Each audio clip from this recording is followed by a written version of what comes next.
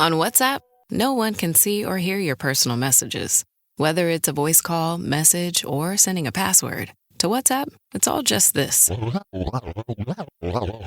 So whether you're sharing the streaming password in the family chat or trading those late-night voice messages that could basically become a podcast, your personal messages stay between you, your friends, and your family. No one else. Not even us. WhatsApp. Message privately with everyone. Icy Hot Pro with 2 max strength pain relievers. Targets multiple pain receptors. Ice works fast. Heat makes it last. Have you heard about Hyphenly from Immigrantly Media? It's a curated roundup of books, articles, music, podcasts, and other interesting things we think you'll love, delivered straight to your inbox.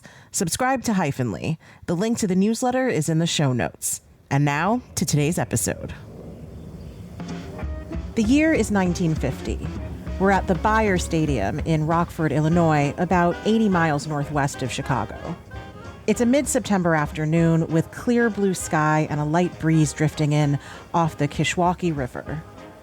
A perfect day for a game of baseball. Down on the field, 2 Titans are locked in battle for the season trophy. The Rockford Peaches, known for their airtight defense, relentless small ball strategy, and a roster stacked with star players. And they've already won back-to-back championships, and they're hungry for a third.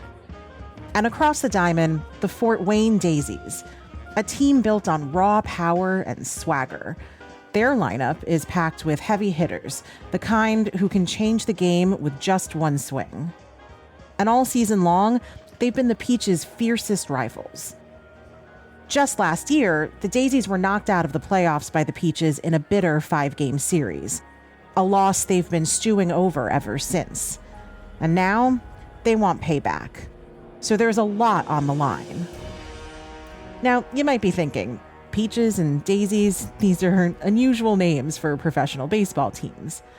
But 80 years ago, you would have known exactly who they were. These were teams in the All-American Girls Professional Baseball League, arguably the first formal women's baseball league in U.S. history. At their peak in 1948, the league's teams drew a total of 910,000 paid fans across the season. So this isn't just a ball game. It's a clash between legends.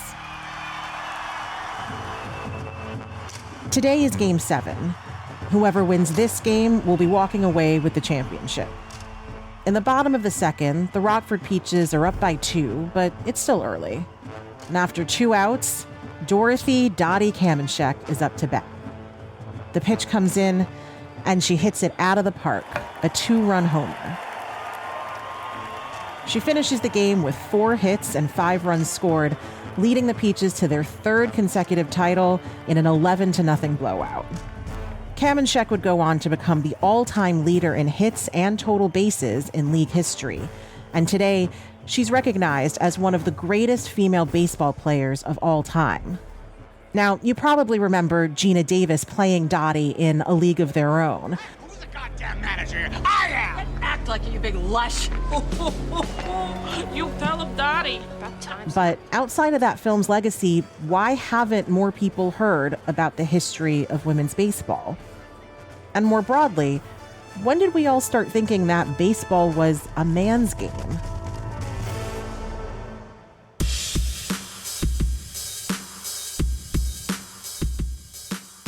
Hey everyone, this is Kavitha Davidson, and welcome to another episode of Sportly. Each week, we discuss lesser-known sports history, iconic events, notable athletes, and impactful moments on and off the field. Moments that, all too often, fall to the sidelines of history. Today, we're diving into the history of women in baseball. And yes, baseball, not softball. These days, softball is seen as the appropriate baseball substitute for women, but the two sports are fundamentally different. Softball has larger balls, smaller fields, and completely different pitching styles and rules. But believe it or not, women weren't always shunted into softball. Today, we'll track a rich and overlooked history of women in baseball. We'll revisit the short period when women had their own professional league and the post-war struggle to keep that momentum alive. And along the way, we'll ask, what was that largely forgotten era of women's baseball like? How did softball rise to replace it? And with softball's continued growth, is there hope for women's baseball to return?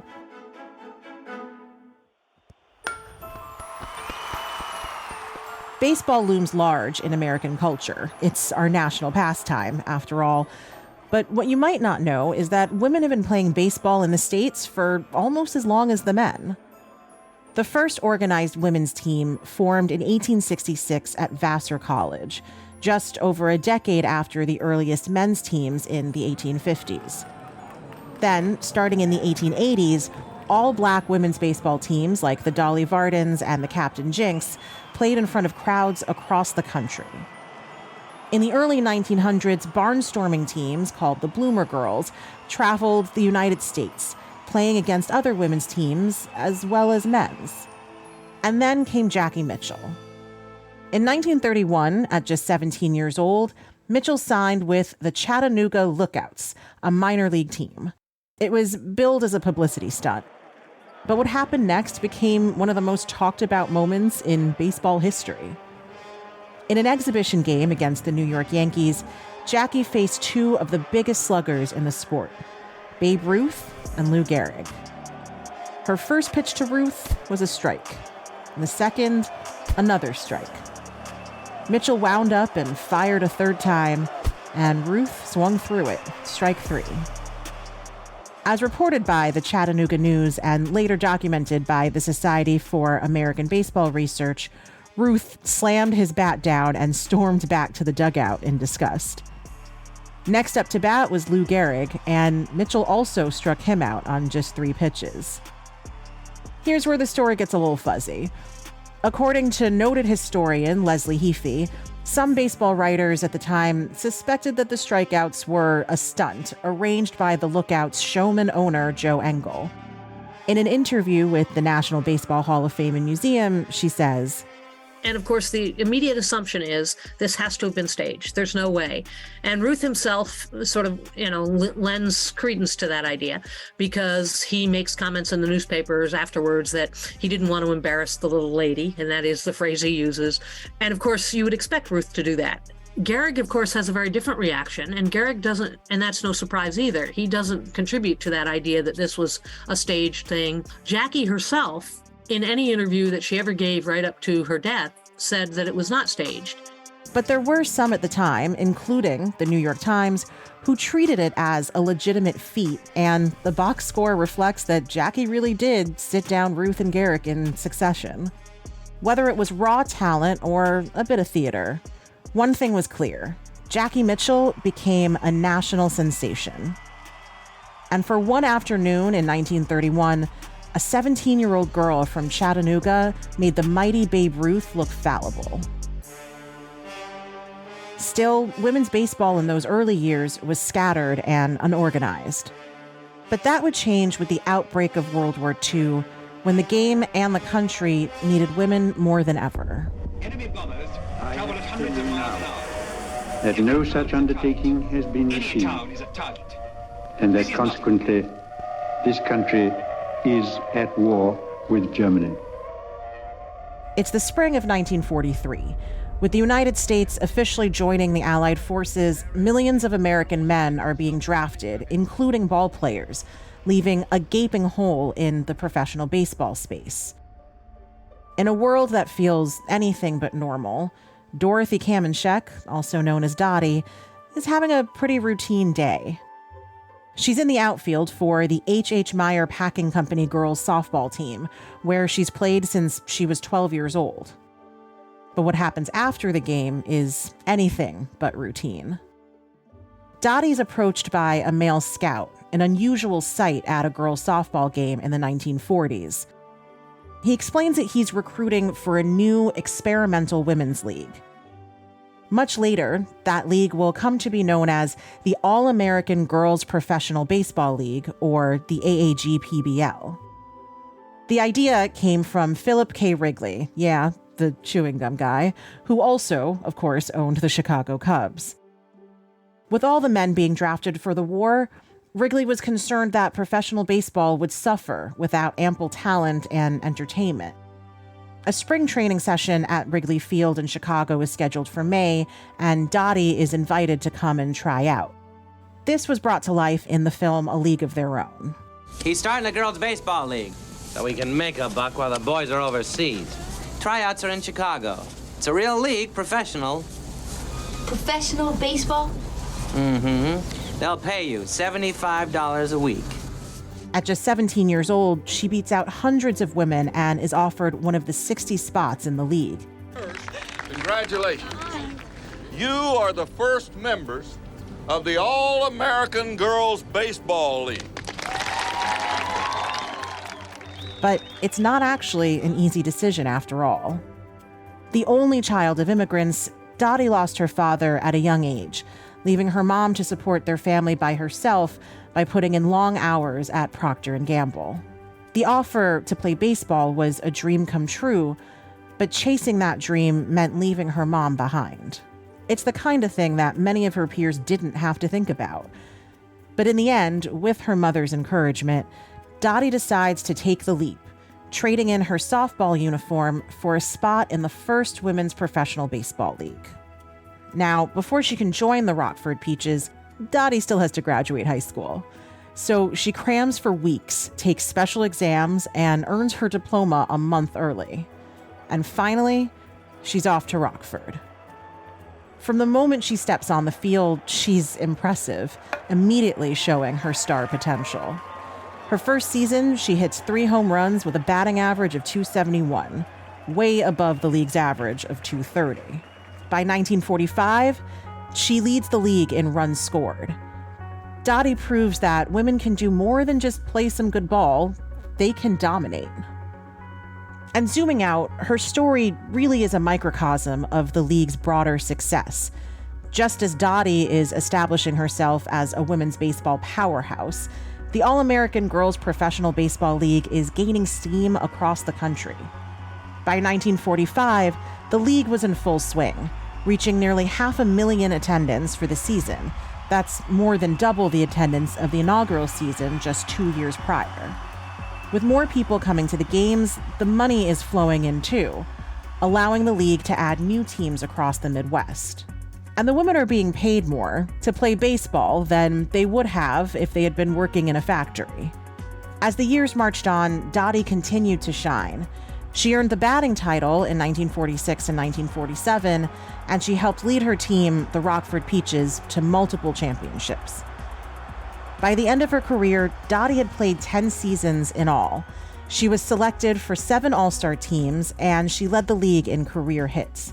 Even as World War II was coming to an end, women ball players had proven to their country that there was a place for them in baseball, regardless of whether the men were around. But even with her success, there is one thing that bothered her all those years: the uniform. A skirt on the baseball field at all times.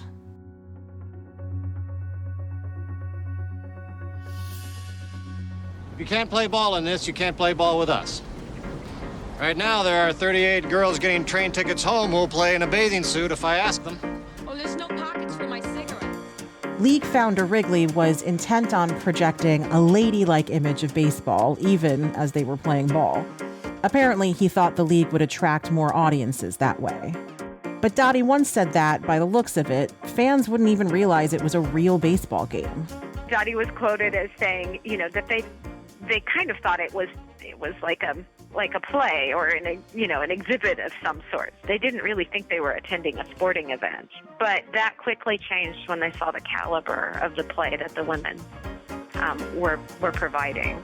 That was Michelle Houts, author of Cammy on First, Baseball's Dottie Kamenchak. In 2002, she told John Holway of the Baseball Research Journal, quote, "We got used to it. In the spring, we were always hoping that we'd develop calluses. If you got your skin toughened up, you were pretty lucky most of the year." And the skirts are really just scratching the surface of all the ways the women were forced to look and act feminine. For one, the uniforms weren't just for on the field. The women had a dress code at all times. They had curfews and chaperones. For the first couple years of the league, they were even required to go to charm school, where they would take classes on how to sit like a lady or how to apply makeup. They teach you how to walk, how to sit. When you go in someone's home, they wanted you to be ladies. They want you to be ladies and play like men. That's what they wanted me to do. That was Ann Petrovic, a former player in the league. And she's right.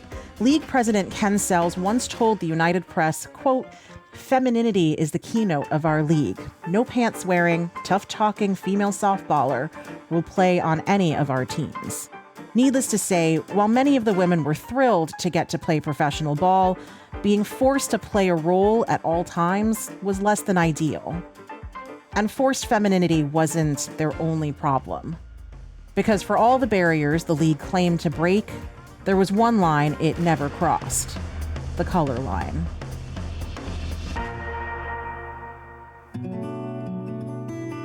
Even as women of the All-American Girls Professional Baseball League were dazzling crowds, there was a harsher reality. Women's baseball was segregated. From its founding in 1943 to its final season in 1954, not a single black woman was allowed to join the league.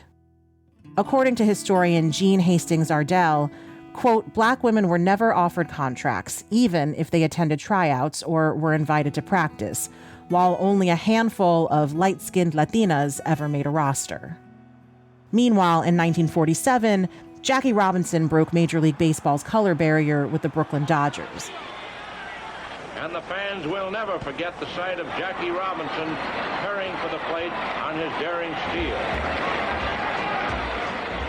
That move opened the doors for black men in professional baseball, and it also shifted the dynamics in the Negro Leagues.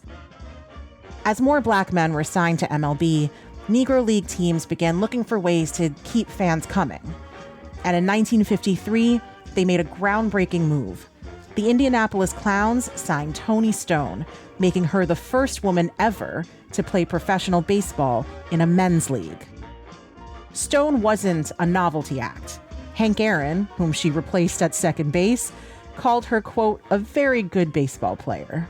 Here's a league born out of segregation that becomes the driving force for social change in this country.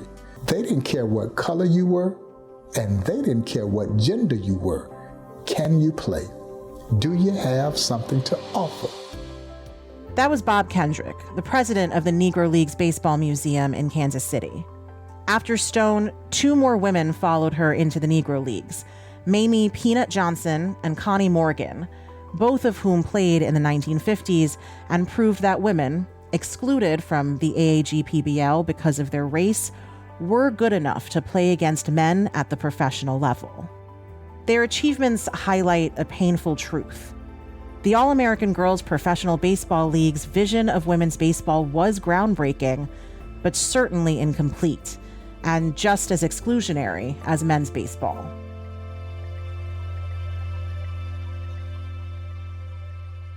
From number 10 Downing Street, the Prime Minister makes the momentous announcement for which the world had been waiting.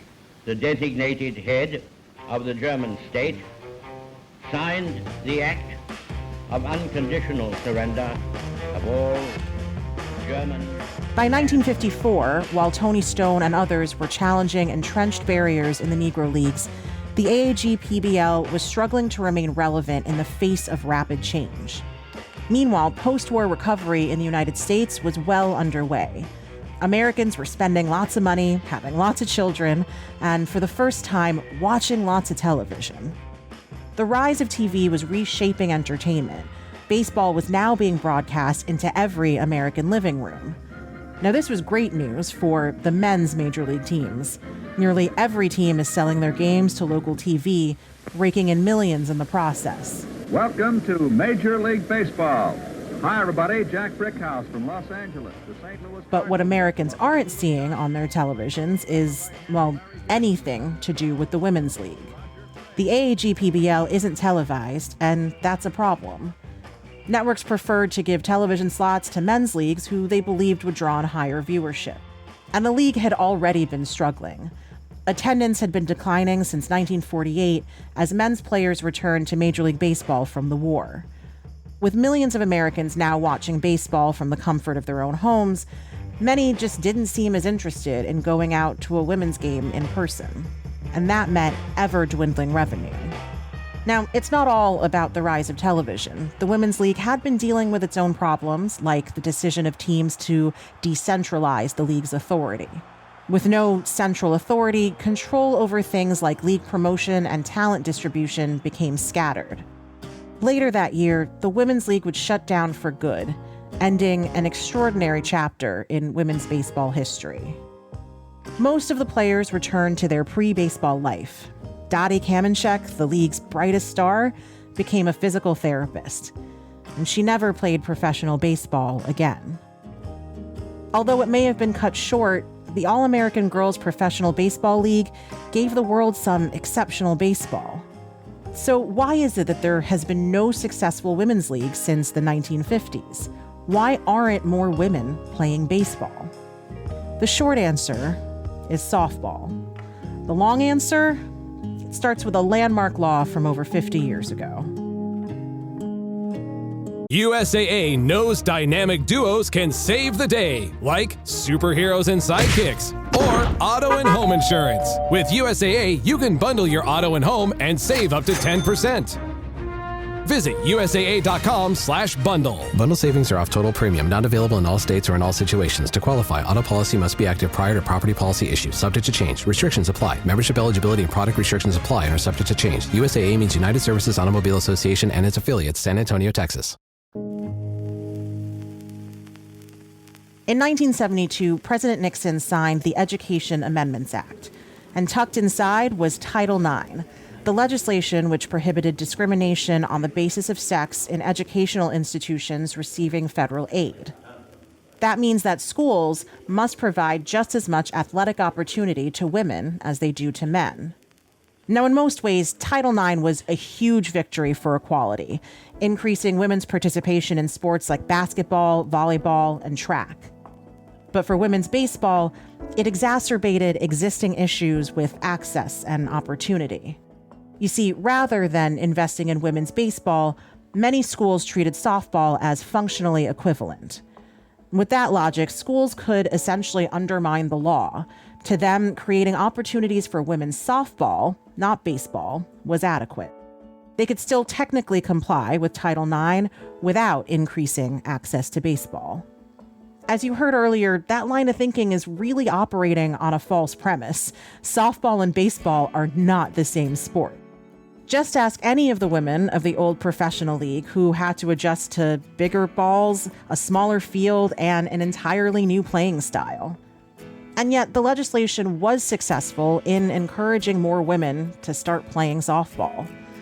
In the half-century since Title IX's passage, the number of women's softball players is much closer to the number of men's baseball players. Today, women's softball continues to surge ahead of women's baseball. And over the last decade, college softball in particular has grown steadily more popular. There's no signs of slowdown. Just this year, Oklahoma's top-ranked softball program surpassed women's basketball to become the school's most popular women's sport and the third biggest money-making program after men's basketball and football, of course. So while it might not be the same as baseball, softball is really an exceptionally popular women's sport that has done a lot for women athletes. Sports commentators praise the game's fast pace and abundance of offense compared to baseball. So softball is great and baseball is great, and the rise of one shouldn't come at the cost of another. While a recent glimmer of hope tells us that we might not have to choose. In 2014, then 13-year-old Monet Davis became a national sensation, pitching among the boys in Little League Baseball. That year, she became the first girl to pitch a shutout in Little League postseason history, and the first girl to pitch a winning game in Little League World Series history. Unbelievable back-to-back shutouts. One to get the team to Williamsport, and one to get him off on the right foot. She dazzled fans with a 70-mile-per-hour fastball and a devastating curveball. She'd go on to play softball in college at Hampton University, reflecting the still limited opportunities for women's baseball after Little League. But her success helped reignite the conversation about girls and women in the sport. In recent years, grassroots organizations have strived to increase access, while Major League Baseball and USA Baseball have instituted developmental programs for girls. For example, the Trailblazers series has hosted annual events bringing together hundreds of girls from across the country to train with professional coaches and former players, giving them the chance to play on big league fields. MLB has also partnered with Baseball for All, a nonprofit organization founded by Justine Siegel, the first female coach hired by an MLB team. The group has been working for over a decade to provide girls with competitive opportunities to play baseball instead of being funneled into softball. And now, another push comes in the form of the Women's Pro Baseball League, or WPBL. Now, we are happy to announce a new league looking to make its mark on baseball history, hosting the first U.S. women's baseball tryouts in more than 80 years. We are breaking this news right now on CBS Mornings Plus. The Women's Pro Baseball League is holding tryouts August 22nd through August 25th at Nationals Park in Washington, D.C. That was CBS Mornings host Toni earlier last month. The league is set to launch next year with 6 teams in the Northeast. More importantly, it'll be the first professional women's baseball league since the AAG-PBL shut down all those decades ago. And they'll already potentially have a proven star player. Mo'ne Davis has announced that she's begun training to try out for the league. The WPBL is headed by Keith Stein, owner of the NHL's Toronto Maple Leafs, and Justine Siegel. Here's Siegel speaking with Alicia Jay of CBS Sports. The time is now. Women's professional sports has never, been bigger in the sense that we have more fans than ever. And women's baseball, it's about time. Many of the women who will be playing with us, they may have been the only woman playing at their high school, or they may be one of, the dozen women who are playing men's college baseball now. So these are women who've been playing baseball their whole lives, and it's their dream to continue, and they're good enough, and they deserve a league of their own. Siegel takes the softball-baseball divide head on. There's no need to pit softball and baseball. They're both wonderful sports for us. And maybe that's the answer.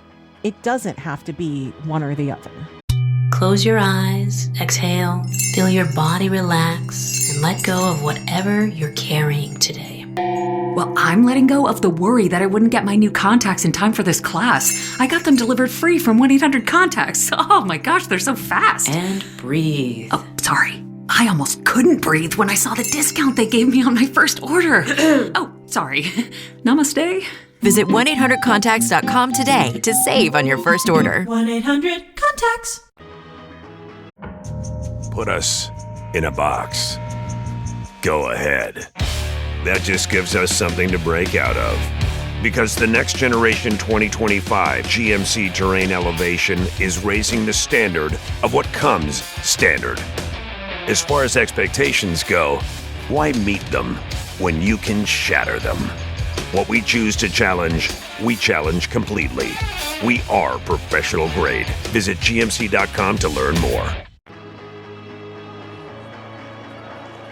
As you heard earlier, softball is thriving, with tens of thousands of women competing at the collegiate level and interest in the sport growing each year. So why should that detract from the success of women's baseball?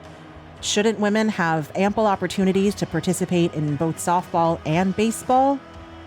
Well, with any luck, that's the future this new league could open up.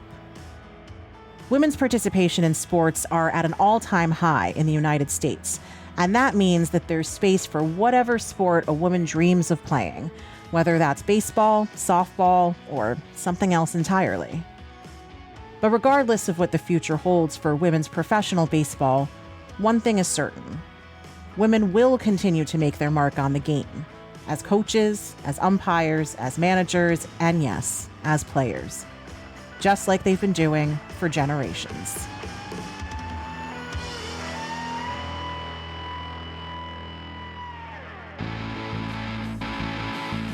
Thanks for tuning into Sportly. Tune in next week and every week after for a new episode. And if you have thoughts or suggestions for a topic you'd like me to cover, I'd love to hear from you. Feel free to email me at kavitha@immigrantlypod.com. And if typing a long email isn't your thing, record and attach a voice memo to your email. Sportly is an Immigrantly media production. This episode was produced by Paroma Chakravarti. Executive producer is Sadia Khan. Written by Nicholas Black and me, Kavitha Davidson. Fact-checking by Joseph Ruelas. Our sound designer and editor is Paroma Chakravarti. Our theme music was created by Simon Hutchinson. Other music by Epidemic Sound.